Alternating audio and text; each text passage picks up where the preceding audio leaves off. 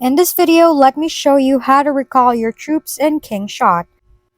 Once you've deployed your troops to a location, you'll see their icon marching on the world map. Tap on the troop icon, either from the top of your screen or directly on the map. This will open the march details.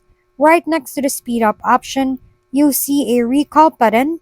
Tap it to call your troops back, but here's the catch. You'll need an expedition recall item. This item allows you to cancel a march in progress and send your troops back immediately. You can get it by spending 800 gems through special limited time events or by purchasing it from the Conqueror store or other in-game shops. These items can be rare, so it's smart to save them from critical moments, like avoiding unnecessary losses or making a quick strategy shift. Thanks for tuning in to How to Doctor. If this video was helpful, please like and subscribe.